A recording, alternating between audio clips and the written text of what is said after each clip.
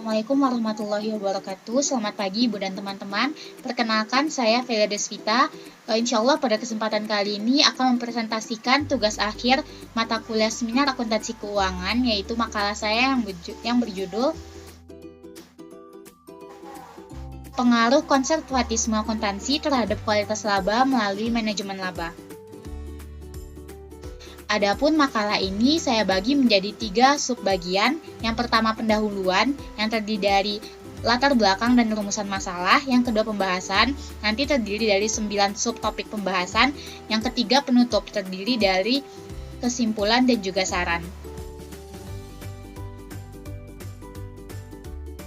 Kita masuk yang pertama pendahuluan, terdiri dari latar belakang masalah dan juga rumusan masalah. Nah, bagian latar belakang ini saya akan menjabarkan hal-hal yang melatar belakangi saya untuk mengangkat topik pengaruh konservatisme akuntansi terhadap kualitas laba melalui manajemen laba.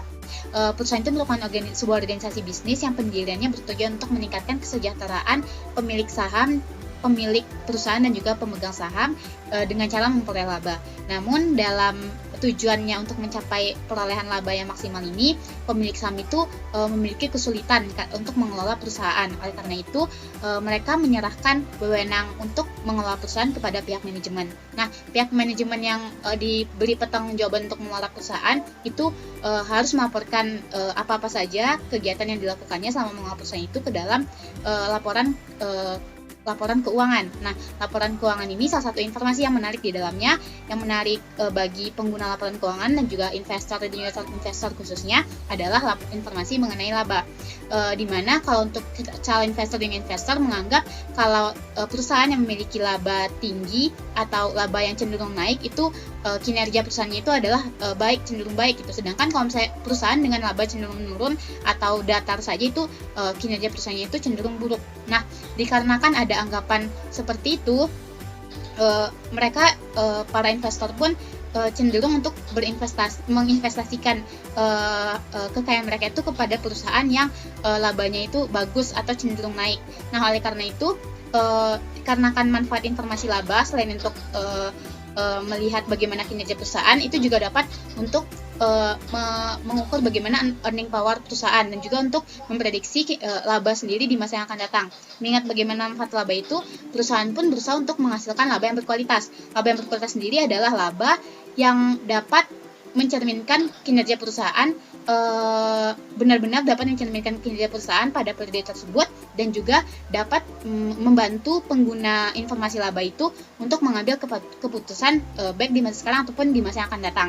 Nah, salah satu dari berbagai cara yang digunakan oleh manajemen dalam mencapai laba yang berkualitas adalah dengan praktik manajemen laba. Praktik manajemen laba ini sudah menjadi isu umum dalam perusahaan gitu. Praktik manajemen laba ini sebenarnya adalah usaha manajemen untuk bagaimana cara mereka untuk menampilkan laba yang baik yang disajikan di dalam laporan keuangan. Namun salahnya di sini praktik manajemen laba ini terkadang itu sudah masuk kepada upaya manipulasi yang dilakukan oleh manajemen untuk seolah-olah agar laba yang ditampilkan di laporan keuangan mereka itu bagus gitu, cantik, sehingga kinerja mereka itu dinilai baik oleh pemilik perusahaan dan juga pemegang saham. Nah, salah satu hal yang melatar belakangi atau yang menimbulkan beraninya si manajemen ini untuk memanipulasi laba adalah dikarenakan asimetri informasi yang terjadi antara si manajemen dengan pemilik perusahaan. Manajemen ini memiliki lebih banyak informasi dibandingkan dengan si pemilik perusahaan. Oleh karena itu, si manajemen ini lebih leluasa lagi untuk mengatur-ngatur tentang kebijakan-kebijakan akuntansi yang dapat digunakan di dalam laporan keuangan dan bagaimana caranya agar kebijakan akuntansi yang dipilih tersebut dapat menguntungkan bagi dirinya sendiri gitu. Karena kalau misalnya laporan keuangan itu bagus, maka itu kan bagus terhadap kinerja manajemen itu akan dinilai juga bagus gitu. Nah, asimetri informasi ini lebih itu disebabkan lebih kepada sifat oportunistik dari manajemen itu, karena sifat oportunistik ini adalah sifat untuk memanipulasi laba itu tadi. Nah, manipulasi laba atau sifat oportunistik manajemen untuk memanipulasi laba itu dikarenakan dari beberapa penelitian ditemukan bahwa kurangnya kurang diterapkannya prinsip konservatisme akuntansi di dalam perusahaan tersebut. Prinsip konservatisme akuntansi sendiri adalah prinsip kehadiran perusahaan akan ekonomi dan juga bisnis, akan resiko ekonomi juga bisnis di masa akan datang. Oleh karena itu, dengan menerapkan prinsip konservatisme ini, perusahaan akan memilih kebijakan akuntansi yang risikonya itu kecil terhadap ekuitas pemegang saham, sehingga mereka tuh lebih cenderung untuk menghindari untuk menjanjikan laba yang overstate dalam laporan keuangan. Mereka itu lebih menginginkan laba yang cenderung stabil gitu, karena ada anggapan kalau misalnya laba yang cenderung stabil itu, maka perusahaan itu baik gitu. Jadi mereka itu tidak menyukai laba itu yang begitu turun atau laba yang begitu naik gitu. Dan hal ini tuh dengan diterapkan prinsip konservatisme akuntansi dapat mencegah perbuatan opportunistic management untuk memanipulasi laba melalui praktek manajemen laba. Nah, dari pemaparan tersebutlah saya tertarik untuk membahas topik ini karena di sini itu dijelaskan kalau misalnya praktek manajemen laba itu dapat dikurangi dengan diterapkannya prinsip konservatisme akuntansi, sehingga secara tidak langsung berarti di pemikiran awal saya kalau misalnya prinsip konservatisme akuntansi ini dapat mengurangi kualitas laba karena dia mempunyai efek terhadap manajemen laba. Dimana kita tahu kalau misalnya manajemen laba dipraktikkan di perusahaan, maka laba yang dihasilkannya itu dinilai buruk karena banyak yang anggapan kalau laba yang dihasilkan oleh manajemen laba itu tidak berkualitas karena telah direkayasa oleh pihak manajemen gitu. Nah, dan selanjutnya yang menjadi ketertarikan saya terhadap ini karena research sebelumnya tentang pengaruh konservatisme akuntansi terhadap kualitas laba ini itu banyak yang gap research gitu atau perbedaan-perbedaan. Ada yang mengatakan kalau mereka itu konservatisme akuntansi ini berpengaruh terhadap manajemen laba, terhadap kualitas laba. Ada juga yang mengatakan mereka berpengaruh ke manajemen laba, berpengaruh melalui manajemen laba. Ada juga mengatakan pengaruhnya sangat signifikan, ada juga yang tidak signifikan seperti itu. Jadi berdasarkan hal itulah yang melatar belakangi saya untuk mengangkat topik pengaruh konservatisme akuntansi terhadap kualitas laba melalui manajemen laba. Nah, lanjut pembahasan selanjutnya yaitu rumusan masalah. Di dalam makalah ini saya ambil ada 4 rumusan masalah. Yang pertama itu bagaimana pengaruh konservatisme akuntansi terhadap kualitas laba. Yang kedua, bagaimana pengaruh konservatisme akuntansi terhadap manajemen laba. Yang ketiga, bagaimana pengaruh manajemen laba terhadap kualitas laba. Yang keempat, bagaimana pengaruh konservatisme akuntansi terhadap kualitas laba melalui manajemen laba. Kita masuk yang bagian kedua yaitu pembahasan. Di pembahasan ini saya akan ada 9 subtopik. Yang pertama signaling teori atau teori sinyal, yang kedua ada agensi teori atau teori agensi, yang ketiga ada kualitas laba, ada konservatisme akuntansi, ada manajemen laba, ada pengaruh konservatisme akuntansi terhadap kualitas laba, pengaruh manajemen laba terhadap kualitas laba, pengaruh konservatisme akuntansi terhadap manajemen laba, dan pengaruh konservatisme akuntansi terhadap kualitas laba melalui manajemen laba. Kita masuk yang pertama yaitu signaling teori atau teori sinyal. Teori ini menyatakan bahwa pihak manajemen yang memiliki informasi yang lebih baik mengenai perusahaan cenderung akan menyampaikan informasi tersebut kepada calon investor untuk meningkatkan harga sahamnya. Maksudnya di sini ketika si pihak manajemen memiliki berita baik gitu, mereka akan cenderung cepat memberitahukan kepada pihak luar, pihak eksternal perusahaan gitu. Hal tersebut dilakukan agar tujuannya itu jika ada berita baik, kabar baik tentang perusahaan itu akan bagus dan juga hal tersebut diharapkan berimbas kepada naiknya harga saham perusahaan itu gitu.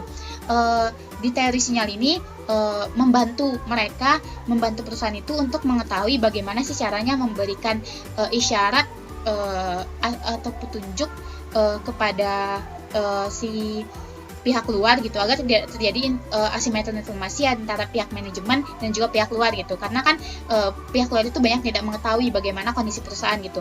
Nah, untuk itu di teori sinyal ini mereka menunjukkan salah satu caranya dengan memberikan isyarat atau petunjuk kepada pihak luar akan kinerja baik perusahaan gitu. Salah satunya dengan menggunakan prinsip konservatisme akuntansi. Nah, kan prinsip konservatisme akuntansi yang dapat menghindari perilaku oportunistik dari manajemen, maka praktek manajemen laba yang digunakan oleh manajemen untuk merekayasa laba pun berkurang gitu, sehingga kualitas laba itu berkemungkinan untuk menjadi lebih baik lagi.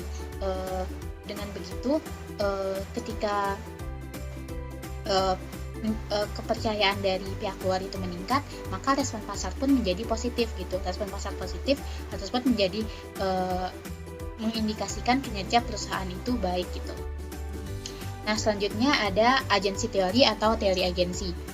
Teori agensi ini merupakan sebuah kontrak yang terbentuk di antara pemilik perusahaan atau prinsipal dengan orang lain atau agen, di mana di sini agennya itu adalah pihak manajemen dalam rangka melakukan suatu jasa, di mana prinsipal memberikan wewenang sepenuhnya kepada agen untuk melakukan pengambilan keputusan yang mengatasnamakan prinsipal. Jadi si agen ini dilimpahkan wewenang oleh prinsipal untuk mengelola perusahaan dan juga diberikan wewenang untuk melakukan pengambilan keputusan di perusahaan itu gitu. Nah, dilihat dari perbedaan tanggung jawab tersebut, nantinya jika perusahaan itu mengalami kegagalan atau kerugian, maka pihak yang paling besar atau berimbas paling besar adalah pemilik perusahaan. Nah, untuk menghindari kemungkinan kerugian ini, maka pihak pemilik perusahaan itu tidak hanya berinvestasi kepada satu perusahaan gitu, mereka cenderung untuk berinvestasi ke banyak perusahaan gitu. Jadi mereka mendiversifikasikan kekayaan mereka ke berbagai perusahaan gitu untuk mengurangi risiko tersebut, sehingga tersebut pun menjadikan mereka tidak bisa untuk benar-benar sepenuhnya fokus dalam mengontrol satu perusahaan saja gitu. Dan juga partisipasi mereka dalam pengoperasian dan juga pemantauan aktivitas sehari-hari perusahaan itu menjadi minim seperti itu. Padahal di sisi lain, pemilik perusahaan itu sendiri memiliki kepentingan keuangan atau financial interest di situ, yaitu untuk mendapatkan laba dan menghindari diri mereka dari kerugian gitu. Namun di sisi lain itu terjadi perbedaan kepentingan di antara si pemilik perusahaan dengan pihak manajemen. Perbedaan kepentingan ini menimbulkan yang namanya agency teori. Biasanya agency teori ini timbul karena adanya asimetri informasi antara pihak manajemen dengan pemilik perusahaan. Asimetri informasi di sini maksudnya terjadi ketidakseimbangan informasi yang diketahui oleh pihak manajemen, di mana pihak manajemen mengetahui lebih banyak informasi dibandingkan dengan pemilik perusahaan, karena di sini pihak manajemen lah yang benar-benar langsung turun mengelola perusahaan gitu. Berdasarkan buku Scott tahun 2015 itu asimetri informasi sendiri bisa dibagi menjadi dua kategori. Yang pertama ada adverse selection dan juga ada moral hazard. Selection itu sendiri merupakan asimetri informasi yang terjadi karena ada salah satu pihak yang memiliki informasi lebih dibandingkan dengan pihak lain, atau ada informasi yang dia miliki yang tidak dimiliki oleh pihak lain, dan dia itu memanfaatkan informasi itu sendiri untuk keuntungan dirinya gitu. Yang kedua itu ada yang namanya moral hazard. Moral hazard ini merupakan asimetri informasi yang terjadi apabila pihak manajer berusaha untuk memanfaatkan ketidaktahuan pemilik perusahaan akan usaha manajer dan yang usahanya dengan melakukan tindakan yang dapat melanggar kontrak dan juga secara etika tidak layak dilakukan tanpa sepengetahuan pemilik perusahaan dan juga pemegang saham.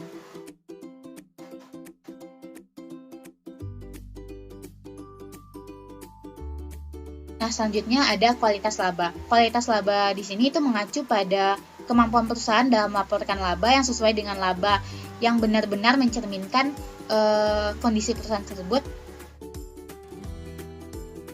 sehingga laba tersebut dapat dipergunakan untuk melakukan prediksi laba di masa depan dan juga dapat dipergunakan oleh pengguna informasi laba untuk pengambilan keputusan gitu.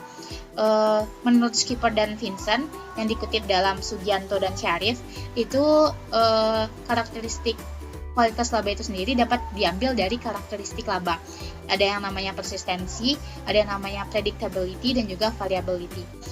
Persistensi ini artinya laba yang berkualitas itu adalah laba yang sifatnya berkelanjutan atau tidak bersifat transitori, atau maksudnya transitori ini tidak gampang punah lah gitu. Yang kedua itu ada predictability. Predictability maksudnya laba yang berkualitas itu adalah laba yang bisa memprediksi kinerja perusahaan di masa yang akan datang gitu. Yang ketiga variability. Maksudnya di sini laba yang berkualitas itu adalah laba yang tingkat variabilitasnya itu adalah rendah. Nah, selanjutnya konservatisme akuntansi. Konservatisme akuntansi merupakan sebuah bentuk kehati-hatian perusahaan untuk menghadapi keadaan tidak pasti pada bisnis dan ekonomi di masa yang akan datang. Konservatisme akuntansi ini sendiri itu akan mengurangi labanya ketika dalam kondisi bad news dan tidak akan menaikkan labanya dalam kondisi good news gitu. Perusahaan dengan menggunakan prinsip konservatisme akuntansi ini cenderung akan segera mengakui kerugiannya dan juga tidak langsung mengakui jika memperoleh laba. Mereka benar-benar mengakui laba jika laba tersebut, pendapatan tersebut benar-benar telah terrealisasi gitu.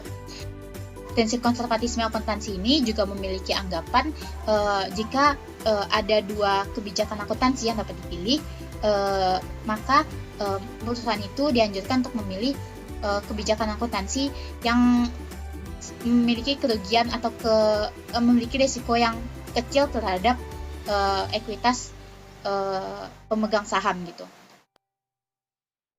Nah, di latar belakang tadi juga disebutkan kalau prinsip konservatisme akuntansi ini dapat mencegah perilaku opportunistic manager, karena dengan perusahaan menerapkan prinsip konservatisme akuntansi sendiri, itu perusahaan itu akan membatasi perilaku manajer untuk melebih-lebihkan laba gitu.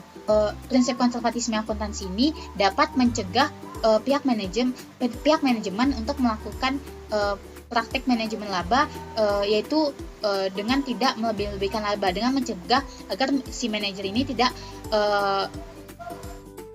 melakukan overstate terhadap laba gitu. Dengan diterapkannya prinsip konservatisme akuntansi ini dalam laporan keuangan perusahaan, maka akan memperkecil peluang bagi manajer untuk melakukan praktik manipulasi laba, sehingga laba yang dihasilkan oleh perusahaan itu berkemungkinan untuk memiliki kualitas yang lebih baik. Nah, selanjutnya ada manajemen laba. Manajemen laba ini sendiri merupakan tindakan yang dilakukan oleh pihak manajemen, khususnya manajer, untuk mempercantik laba di laporan keuangan sehingga laba tersebut menarik di mata investor ataupun calon investor dan membuat investor dan calon investor itu tertarik untuk berinvestasi ke dalam perusahaan gitu. Manajemen melakukan praktik manajemen laba ini dengan cara melakukan permainan angka pada komponen aktual dalam laporan keuangan dengan menggunakan metode akuntansi yang sesuai dengan keinginan orang yang melakukan praktik manajemen laba ini. Jadi mereka itu yang dipermainkan di sini adalah angka pada komponen aktual gitu dalam laporan keuangan. Menurut Scott tahun 2015, perusahaan itu biasanya memiliki pola-pola tertentu dalam melakukan manajemen laba ini. Nah, di sini ada 4 pola manajemen laba yang biasanya dilakukan oleh manajemen. Yang pertama ada taking a bet, yang kedua ada income minimization, yang ketiga ada income maximization, yang keempat ada income smoothing. Income taking a bet, yang pertama ada taking a bet. Taking a bet ini dimana perusahaan itu bisa melaporkan laba lebih-lebihkan dari yang sebenarnya ataupun mengurangi laba dari yang sebenarnya gitu. Dalam penerapan taking a bet ini biasanya perusahaan itu mengurangi aktiva untuk menaikkan laba dan juga mempercepat pengakuan biaya untuk mengurangi laba gitu. Yang kedua ada income minimization. Biasanya income minimization ini dilakukan perusahaan ketika perusahaan itu memperoleh laba yang begitu tinggi gitu. Di cara melakukannya yaitu dengan mempercepat penghapusan aktiva tetap dan juga aktiva berwujud, serta mempercepat pengukuran sebagai biaya sehingga dapat meminimalisasikan pendapatan perusahaan gitu. Contohnya itu adalah income maximization. Nah, income maximization ini dilakukan ketika perusahaan itu tidak dapat mencapai target laba yang telah ditetapkannya, atau ketika perusahaan itu di dalam keadaan kondisi di mana hampir saja melanggar kontrak perusahaan. Misalkan kontrak ini membatasi perusahaan itu target labanya sekian gitu, tapi karena ternyata tidak sampai sekian, maka perusahaan itu melakukan praktek income maximization ini untuk mendapatkan mencapai laba sekian tersebut gitu. Nah, selanjutnya ada income smoothing. Nah, income smoothing ini adalah praktik manajemen laba untuk meratakan laba gitu. praktek memeratakan laba ini dilakukan perusahaan karena adanya anggapan kalau perusahaan yang baik itu adalah perusahaan yang labanya itu cenderung stabil gitu. Oke, selanjutnya masuk kepada pembahasan pengaruh konservatisme akuntansi terhadap kualitas laba. Konservatisme akuntansi itu sendiri merupakan suatu bentuk prinsip kehati-hatian perusahaan akan risiko ekonomi dan bisnis yang kemungkinan terjadi di masa yang akan datang. Nah, prinsip konservatisme akuntansi ini dapat mencegah perilaku opportunistic manager yang cenderung untuk melakukan manipulasi laba. Prinsip konservatisme akuntansi ini dapat menghindari perilaku opportunistic manager dalam memanipulasi laba untuk meningkatkan minat investor ataupun calon investor untuk berinvestasi ke perusahaan ataupun untuk keuntungan diri mereka pribadi. Prinsip konservatisme akuntansi ini tentunya sejalan dengan kualitas laba, karena dengan diterapkannya prinsip konservatisme akuntansi maka dapat menghindari perilaku opportunistic manager untuk manipulasi laba, sehingga praktik manajemen laba pun akan berkurang gitu. Dan juga sejalan dengan kualitas laba, yaitu di mana dikatakan kalau laba yang berkualitas merupakan laba yang dapat mencerminkan kondisi kinerja perusahaan dan juga dapat dipergunakan oleh perusahaan untuk mengambil dalam pengambilan keputusan gitu. Dengan diterapkannya prinsip konservatisme akuntansi dalam perusahaan, maka perusahaan tersebut akan cenderung untuk menghasilkan laba yang berkualitas. Dan hal ini juga sejalan dengan yang dikatakan oleh teori sinyal, di mana di teori sinyal dikatakan laporan keuangan dapat menjadi sinyal positif yang berkaitan dengan kualitas laba bagi pihak eksternal perusahaan gitu. Di mana dikatakan oleh teori sinyal kalau prinsip konservatisme akuntansi ini dapat dijadikan sebagai sinyal positif pada laporan keuangan perusahaan dan juga dapat menjadikan sinyal kalau kualitas laba. Prinsip ini tuh cenderung untuk mengakui kerugian secepatnya dan juga menghindari untuk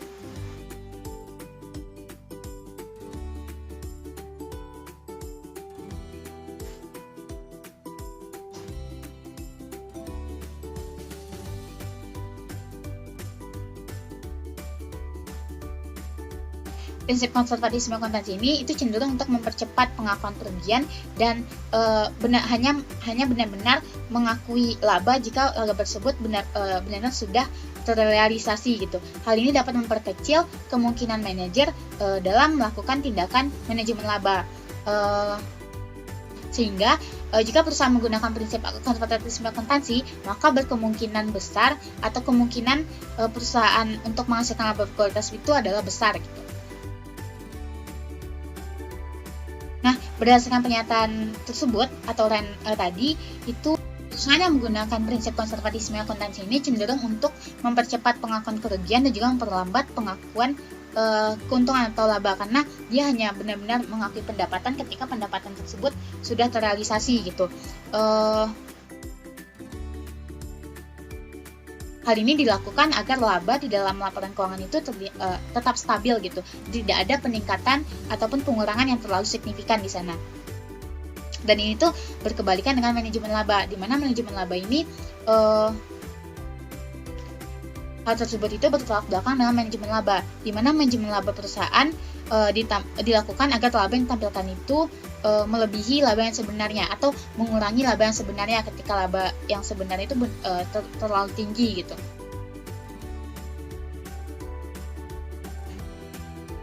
Nah, prinsip konservatisme akuntansi yang dapat mengurangi manajemen laba ini secara tidak langsung itu juga dapat mengurangi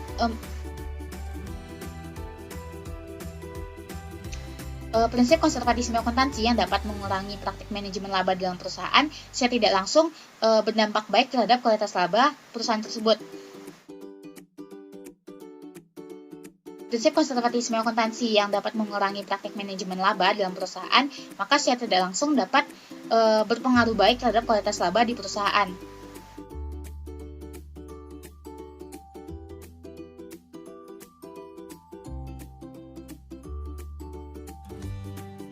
Hal tersebut dikarenakan perusahaan yang menggunakan manajemen laba di dalam pelaporan keuangannya itu dipandang akan menghasilkan laba yang berkualitas buruk atau tidak baik gitu, sehingga dengan menggunakan prinsip akuntansi konservatisme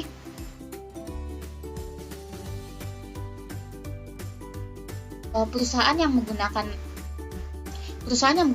praktek manajemen laba dalam pelaporan keuangannya itu dianggap akan menghasilkan kualitas laba yang buruk, karena laba yang dihasilkan nanti tidak menggambarkan kinerja perusahaan yang sebenarnya.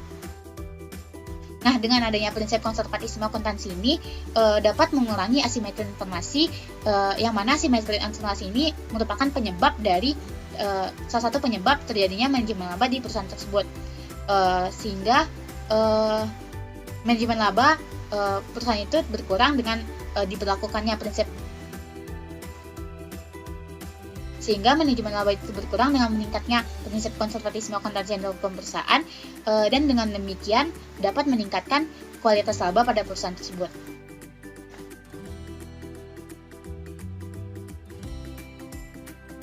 Nah, selanjutnya kita masuk kepada penutup yang terdiri dari kesimpulan dan juga saran.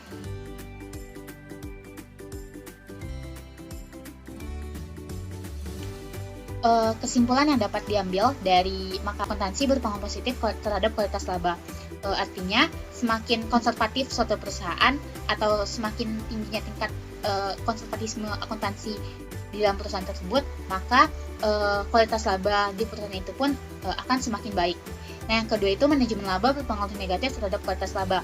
Hal tersebut dikarenakan manajemen laba ini dipandang sebagai tindakan untuk memanipulasi laba, sehingga laba yang disajikan dengan praktek manajemen laba ini tidak laba yang sebenarnya gitu, sehingga kualitas laba yang dihasilkan dari manajemen laba itu buruk gitu. Yang ketiga itu konservatisme akuntansi berpengaruh negatif terhadap manajemen laba. Dengan konservatisme akuntansi ini, maka akan cenderung membatasi perilaku tindakan manajer untuk memanipulasi laba melalui praktek manajemen laba. Contohnya itu adalah konservatisme akuntansi berpengaruh positif terhadap kualitas laba melalui manajemen laba. Konservatisme akuntansi ini dapat mengurangi perilaku operasi manajer untuk memanipulasi laba dengan cara praktek manajemen laba.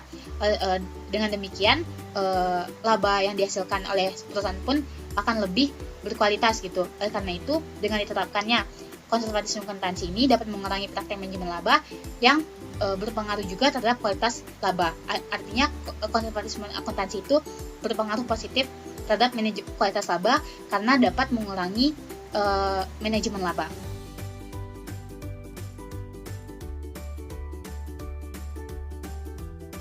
Nah, selanjutnya adalah saran. Saran yang dapat saya berikan melalui makalah ini, seperti yang dibahas tadi, kalau konservatisme akuntansi itu berpengaruh positif terhadap kualitas laba, maka semakin tinggi tingkat rasio konservatisme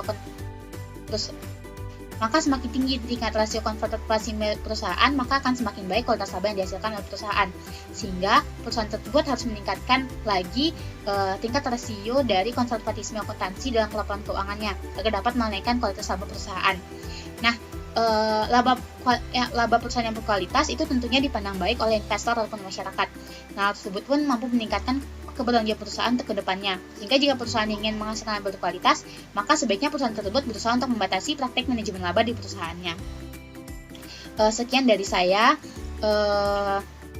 Mohon maaf apabila ada kesalahan. Wabillahi taufiq wal hidayah. Assalamualaikum warahmatullahi wabarakatuh.